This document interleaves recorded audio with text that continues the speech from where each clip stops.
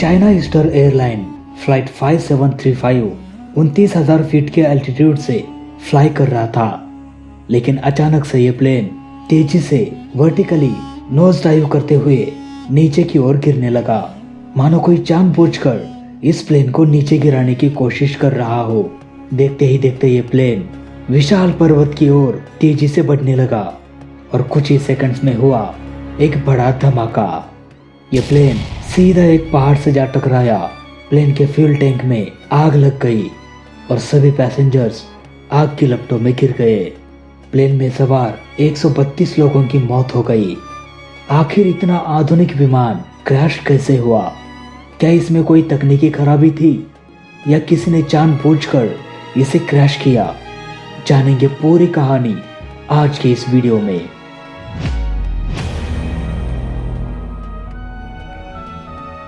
इक्कीस मार्च 2022 China eastern airline flight 5735 Boeing 737 का एक प्लेन चीन में कुनमिंग इंटरनेशनल एयरपोर्ट से उड़ान भरने वाला था।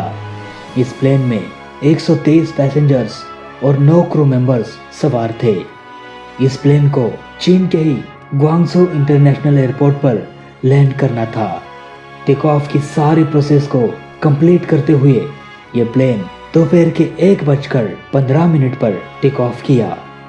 इस प्लेन को 32 वर्षीय कैप्टन यांग होंगड़ा उड़ा रहे थे। इन्हें करीब 6,709 फ्लाइट आवर्स का एक्सपीरियंस था। साथ ही साथ 60 वर्षीय फर्स्ट ऑफिसर झांग झेंगपिंग, जो सबसे अनुभवी वाणिज्यिक पायलट में से एक थे, इनका लगभग 31,770 फ्लाइट आवर्स का एक्सपीरियंस था। इसके साथ इस प्लेन में पर्यवेक्षक के रूप में 27 वर्षीय दूसरे अधिकारी नी गोंग टाओ ये भी थे।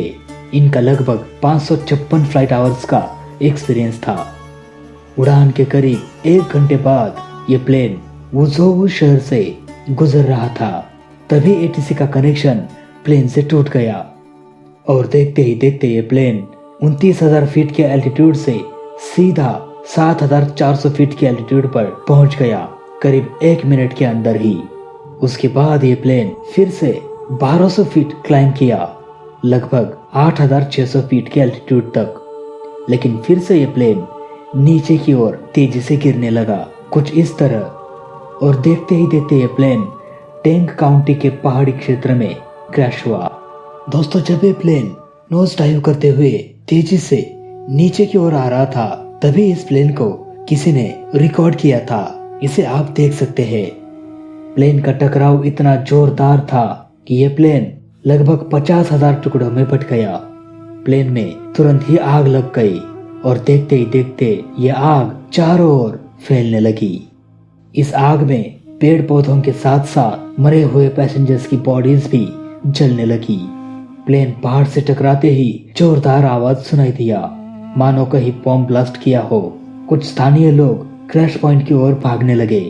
तभी उन्हें एक प्लेन आग की लपटों में जलते हुए दिखाई दिया, लेकिन आग इतनी बढ़ चुकी थी कि कोई भी उस प्लेन के मलबे के पास नहीं जा सकता था। तुरंत स्थानीय अधिकारियों ने दुर्घटना स्थल पर अग्निशामकों को भेज दिया। साथ ही साथ रेस्क्यू टीम भी घटना स्थल पर पहुंच गई। रेस्क्यू टीम को आग के कारण क्रैश पॉइंट तक जाने में शुरुआती में कठिनाई हुई, लेकिन अग्निशामकों ने इस आग को बुझा दिया। जब रेस्क्यू टीम प्लेन के पास पहुंची तो उन्हें प्लेन का टूटा हुआ मलबा, पैसेंजर्स का सामान मिला, लेकिन किसी भी पैसेंजर्स का बॉडी नहीं मिला। यह दुर्घटना लगभग 100 फीट के दायरे में था, जहां पर प्लेन का अधिकांश मलबा पाया गया था। रेस्क्यू टीम को घटनास्थल से लगभग 10 किलोमीटर दूरी पर प्लेन का और एक हिस्सा मिला। घटना के बाद वहां पर भारी बारिश हो चुकी थी, जिसके कारण ठीक से जांच करना और डेड बॉडीज को रिकवर करना काफी मुश्किल हो रहा था। इतना भयानक हादसा आखिर किस वजह से हुआ होगा, इसका पता सिर्फ सीवीआर यानी कि कॉकपिट वॉइस रिकॉर्डर और एफटीआर यानी कि फ्लाइट डेटा रिकॉर्डर ही लगा सकता था, जिसे घटनास्थल से बरामद कर दिया और डिकोड करने के लिए भेज दिया गया। अब इन्वेस्टिगेशन की टीम ये पता लगाने में लग गई कि आखिर इतना बड़ा हादसा कैसे हुआ। क्रैश होने के पहले पायलट ने किसी भी तरह की इमरजेंसी या मेडे कॉल नहीं किया था। वही मौसम भी बिल्कुल साफ था, वेदर कंडीशन भी बिल्कुल नॉर्मल था, लेकिन इसके बावजूद भी इतना भयानक हादसा कैसे हुआ? दोस्तों, इस हादसे का इन्वेस्टिगेशन अभी भी जारी है। इस हादसे का फाइनल रिपोर्ट आना अभी भी बाकी है। ऐसी स्थिति में कई सारी पॉसिबिलिटीज सामने निकल कर आती है।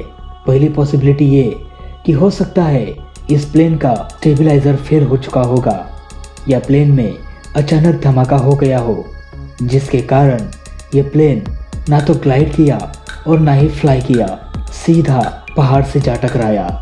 दूसरी पॉसिबिलिटी ये हो सकती है कि पायलट ने ही जानबूझकर इस प्लेन को क्रैश किया होगा, क्योंकि 2003 से 2020 तक ऐसे प्लेन क्रैश बहुत ज़्यादा बढ़ गए थे, जिसे पायलट ने खुद ही अंजाम दिया था।